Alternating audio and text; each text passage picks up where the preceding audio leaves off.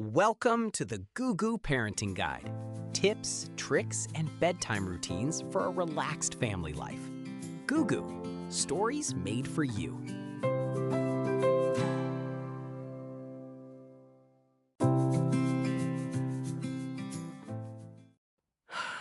Lisa, I have a confession to make. I think if I have to read about Benny the Big Red Digger happily rolling across the construction site one more time, then I'm gonna roll away somewhere myself. Though probably just to bed, because I'm so exhausted. Oh, Milo, don't say that. For us, it's Benny the Little Bunny. For years now, I could name every single carrot he finds in that book. Sometimes I wonder if it's normal. This absolute insistence on hearing the exact same story every single night. Exactly. With Leo, it's not just the story. God forbid I change the order. It has to be brush teeth, then pajamas. Not the other way around. Yesterday, I accidentally laid out his pajamas first. You should have seen the drama. It was like I'd suggested we start sleeping on the ceiling. The tyrant of tiny habits. I know it so well. We had a meltdown the other day because I put the dab of toothpaste on the brush differently than usual. But as crazy as it sounds to us, from a developmental psychology perspective, what our kids are doing is actually brilliant. It's pure self-regulation. Self-regulation? With Leo, it sounded more like apocalypse management. Explain that to me.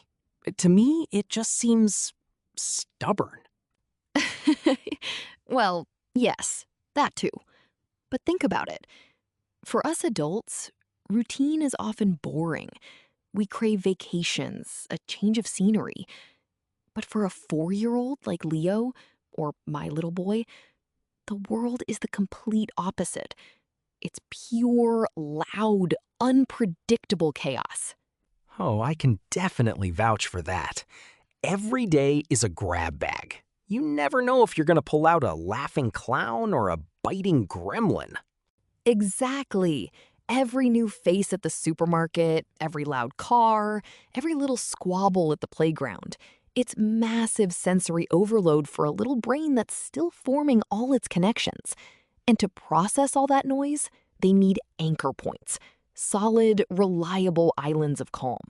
And the most important island of the entire day is the bedtime ritual.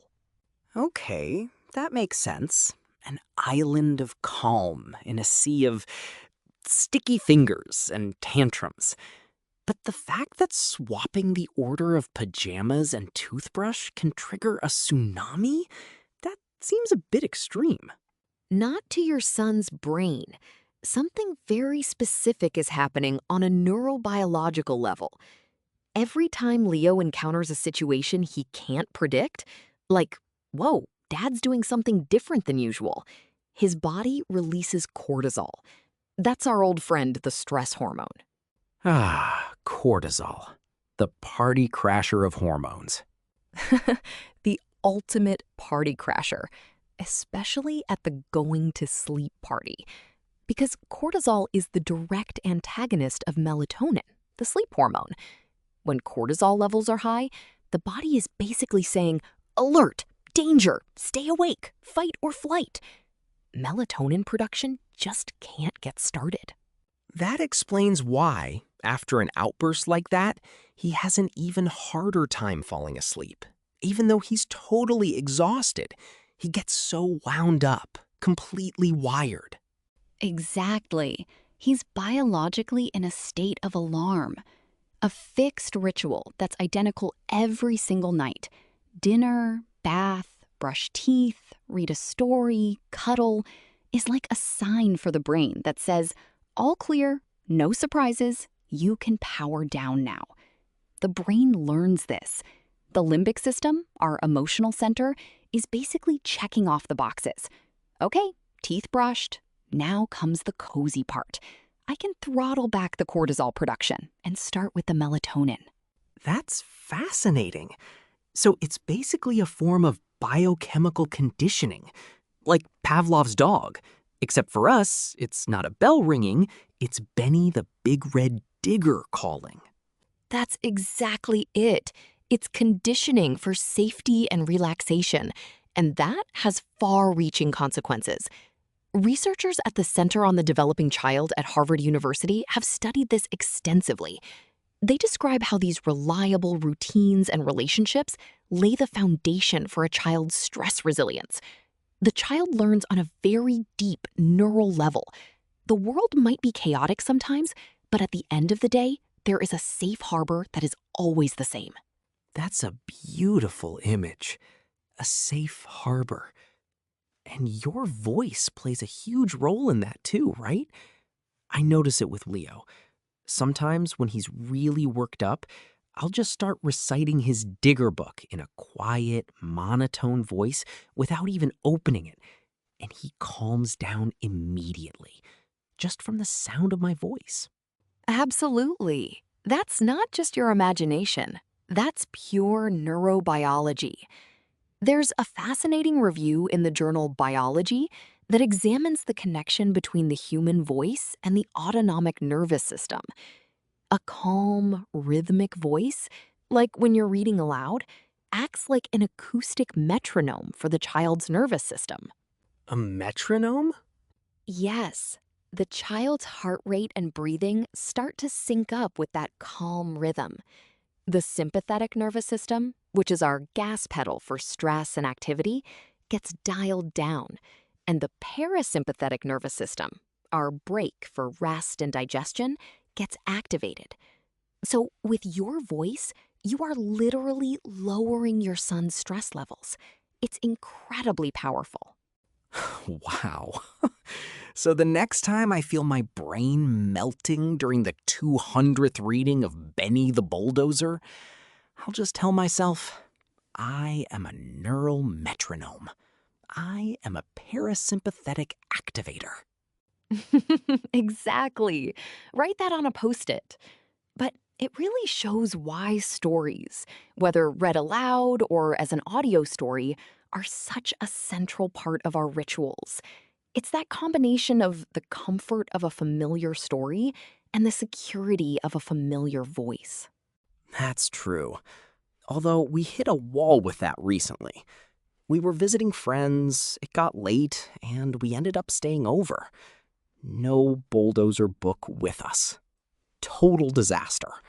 Leo was completely beside himself. We tried to put something on for him on my phone, some video. It just made everything worse. Oh, yeah, the classic, the desperate grab for the screen. But that's exactly where you have to be careful. The blue light from tablets and phones is a well-known melatonin killer. Studies from Harvard Medical School have shown time and again that blue light signals to the brain, it's daytime, wake up.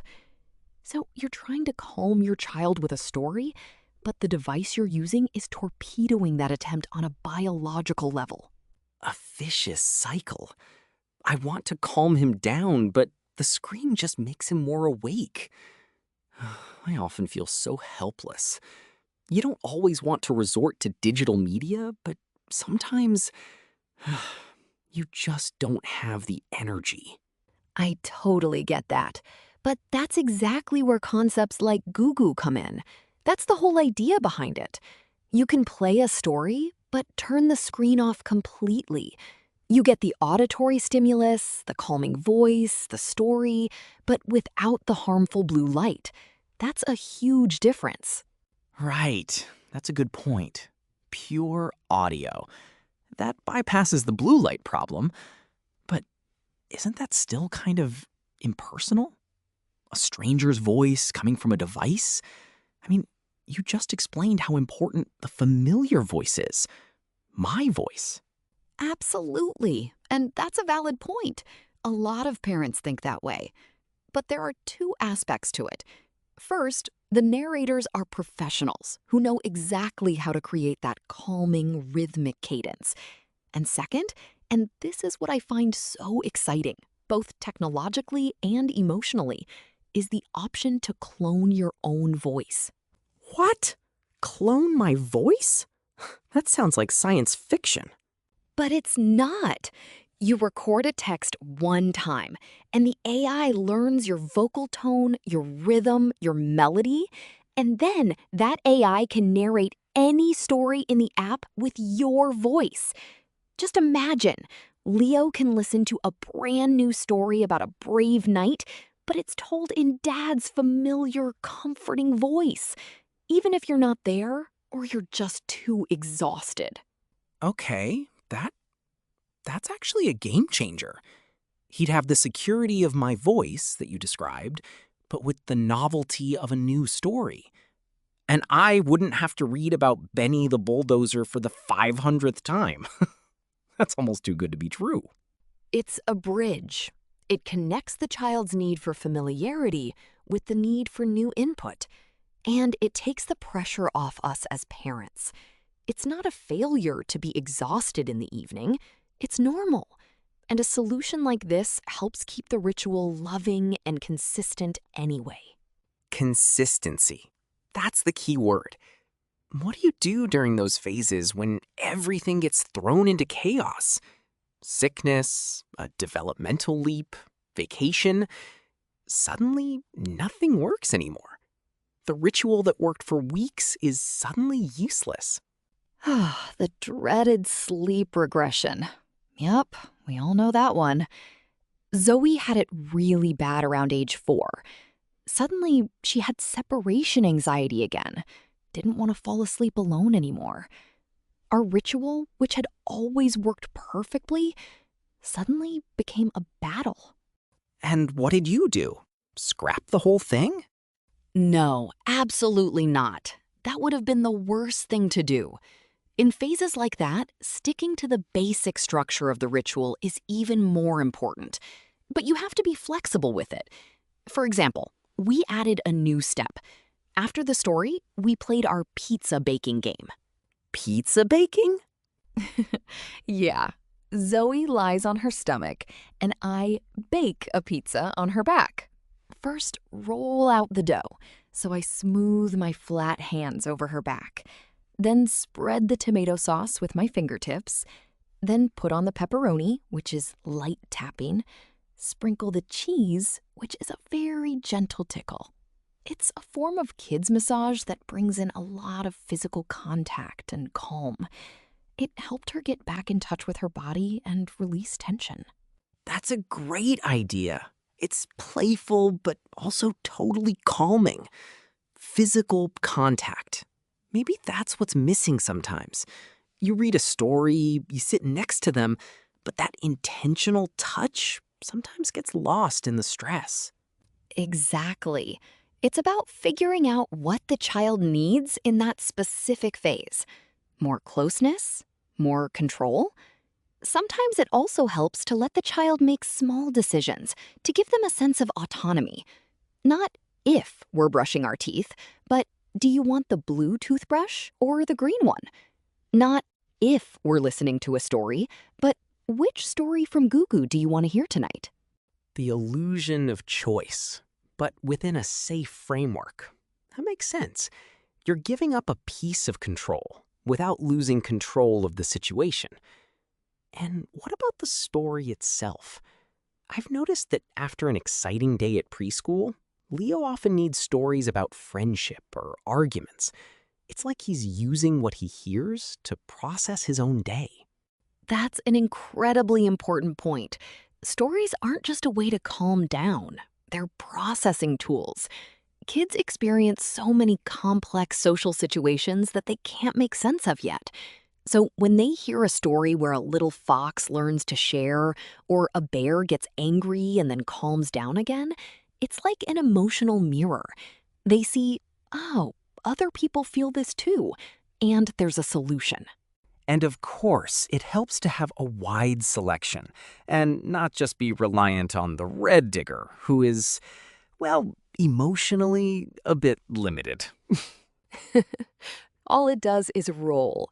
But yes, exactly. And that's an aspect that's so well thought out in the Gugu app. The stories are often designed to address these very topics, anger, joy, fear, friendship. And because the AI creates the story based on the child's wishes, you can directly address the needs of the day. Tell us a story about a little dinosaur who was afraid of the dark. And just like that, the child gets a tailor-made processing tool. But isn't that a little tricky? An AI writing educational stories? I have some reservations about what the end result might be. I get that. But the systems have extremely strict guardrails. No inappropriate topics are covered. Everything is designed for positive, solution-oriented approaches and age-appropriate content. It's more like an infinitely creative storyteller that has a very strict pedagogical compass. Okay, that's reassuring. A storyteller with a built-in safety certification. So, if I'm summing this all up, our nightly struggle isn't just a struggle. It's an investment. An investment in neural stress resilience, as you called it. One of the most important investments there is. That's what the National Scientific Council on the Developing Child says, too. They always emphasize that this combination of reliable relationships, that's us, the parents, and active skills, like self-regulation through rituals, lays the foundation for their entire life. A child who learns to feel safe and secure at night and find their way to sleep carries that ability to self-soothe into adulthood. That's a powerful thought. That by reading about silly Benno the Digger, I'm basically strengthening Leo's future management skills. Exactly. Every vroom vroom is a building block for his emotional stability. See, it's not so bad after all. From that perspective, it's the most important thing I'll do tonight. Even if I'm just whispering the words, because I'm already half asleep myself. I think every parent knows that feeling. When you turn the last page and say that one same exact sentence. For us, it's, "Sweet dreams, my love. See you in the morning." For us, it's, "Sleep tight, my big treasure. We love you to the moon and back." And sometimes, when he's almost asleep, I'll hear him murmur very quietly, "Back." That's the moment when all the stress of the day just melts away. Yes, that's it. That's the moment that makes every red digger and every little bunny in the world worth it. Absolutely. But you know what? Maybe we'll try something new tonight. A story from gugusuniverse.com. Maybe about a digger who meets a bunny? Let's see what the AI comes up with. I'm sure it'll be fantastic. And who knows, maybe it'll be the new hit and Benno can finally retire. Hope springs eternal. Lisa, thank you. This has really helped me see the evening madness in a new light. You're very welcome, Milo. That's what we're here for, to remind each other that we're neural metronomes. That was the Gugu Parenting Guide. Want to integrate bedtime routines and encouraging stories into your daily life? Download the Gugu app for free now at gugu-universe.com or search for Gugu in the App Store. See you next time.